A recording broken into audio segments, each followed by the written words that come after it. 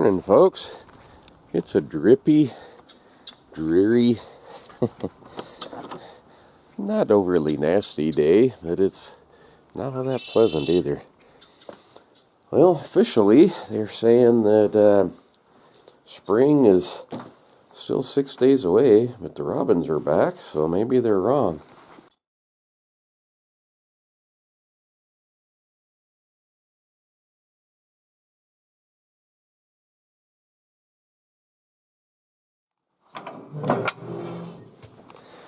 I don't know.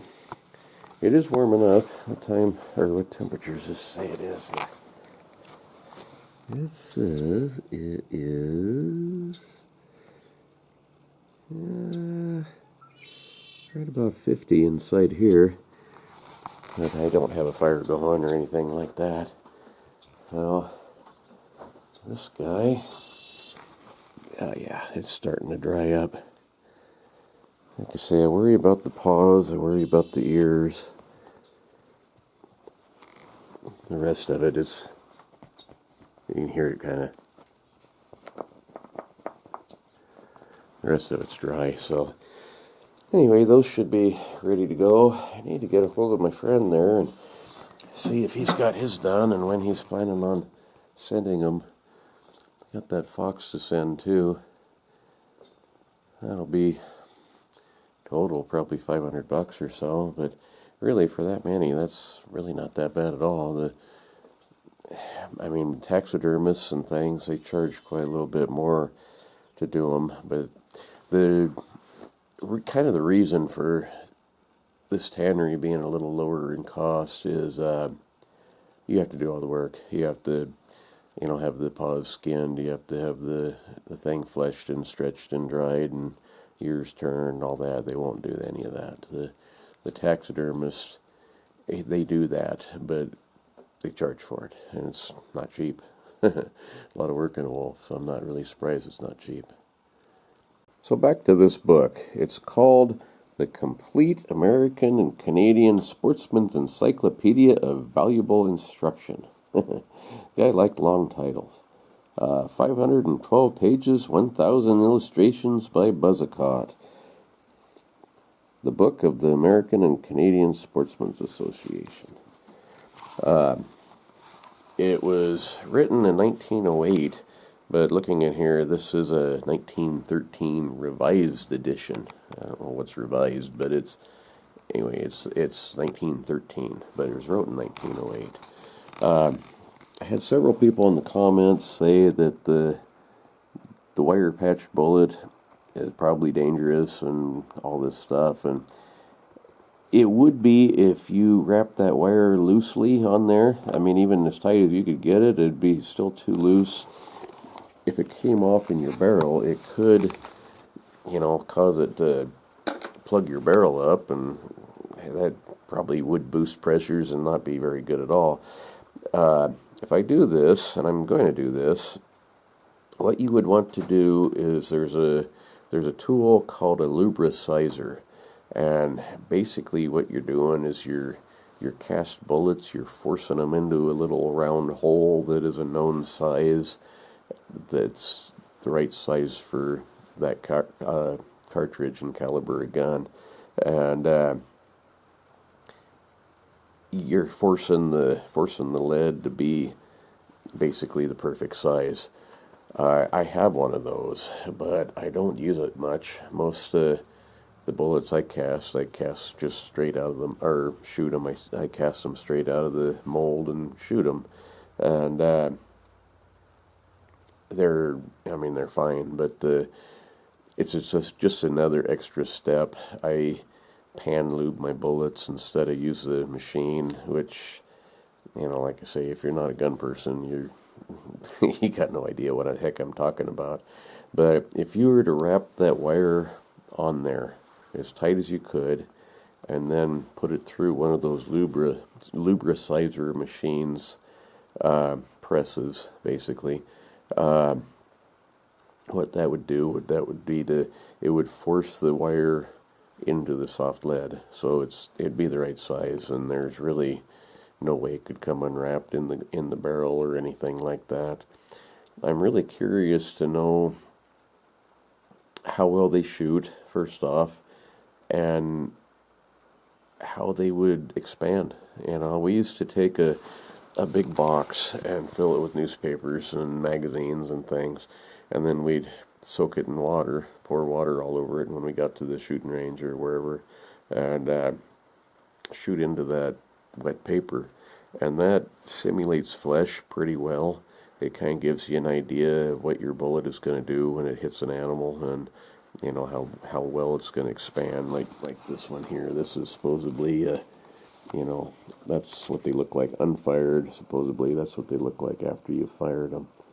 And I had somebody ask me, what did I do with that? I had somebody ask me about that 43 Egyptian.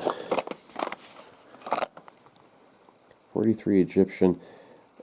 What that is I bought a Remington rolling block that was chambered in 43 Egyptian. They made it for the Egyptian military back in the 1870s, maybe 80s, 70s, I'm pretty sure. But it's a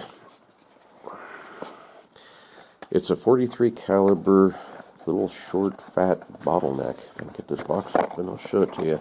The one I had, the chamber was messed up in it, and the guy sold it to me cheap as a wall hanger, basically, decoration for the wall, and so I ended up buying some brass for it, and I shot it a couple times.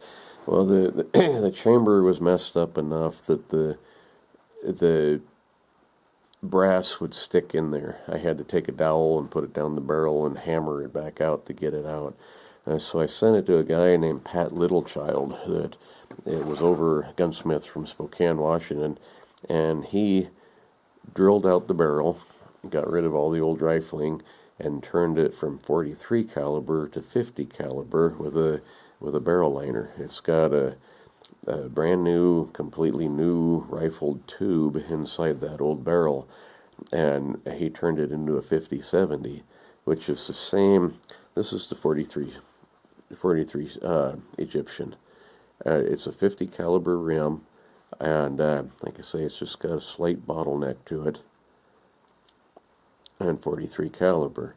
Somebody asked me to look in here and find it. It takes a little while to dig through. I do have a 43 Spanish, and they're completely different cartridges. The 50-70, about,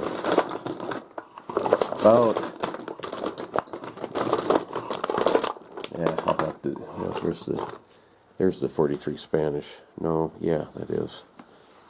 I mean, they're completely different. The 43 Spanish is much bigger. The rim size is the same, so all I had to do is rechamber it. All the extractor and all that stuff all worked the same way. It's the same size. But anyhow, so back to this. So many of these bullets are just so cool. Look at this little guy. That is a 2520 Stevens single shot. And this is a regular 2520 Winchester. They're the same numbers, but different cartridges.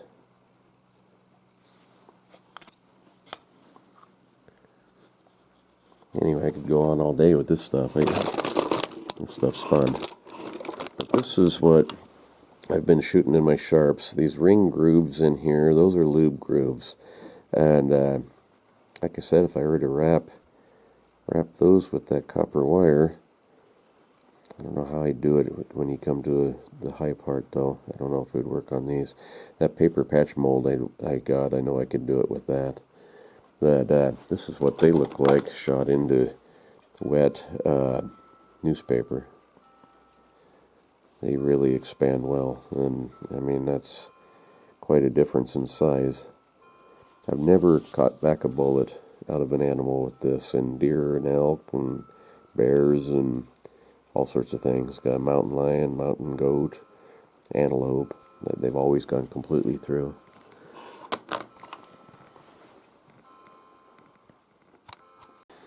Now I'm not completely sure. So many of these use the same brass because you can't get it anymore. All of these. This one says 45 basic. This one says 45 basic, I believe. Let's see. No, that one says 43 Spanish. So that one's 43 Spanish, I think.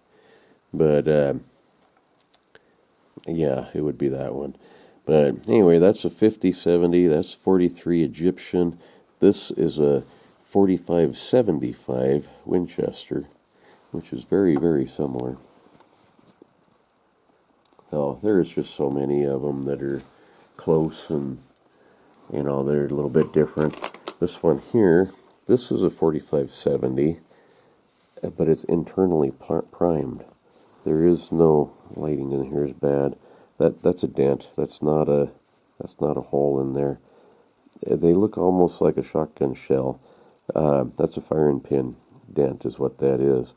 But they didn't have, the primer in the bottom like that one did. That round thing in the middle is the primer. These were all internally primed. They were that way for a long time. And I don't know how they actually made them or when they changed that, but it's pretty cool, really. But this one here, this is a neat one. This is a 45-70 it's a shotgun shell from 1887. The reason the brass is tapered like that, it kind of makes it feed through the lever actions like that would be the bullet part, but it's not really a bullet. And it's a little longer than a regular 45-70, so it will feed through a lever gun. So, anyway, there's lots and lots of neat ideas in here, but over the years they've done things. But that paper patch bullet, or wire patch bullet, if you did it right, I think it'd be plenty safe. It's just, how would it shoot? I'm really curious to find out, and I'm going to find out sometime, probably, hopefully this summer. The paper patch bullets, I've done really good hunting with those. I've got that mold and made lots of those, and I've got at least 2 elk with it. A mountain goat was with that. Seems like a bear. Not positive on that though, but they shoot good. I mean, it's just kind of an extra step. They're harder to do because you gotta roll that paper on them and stuff, but they work good.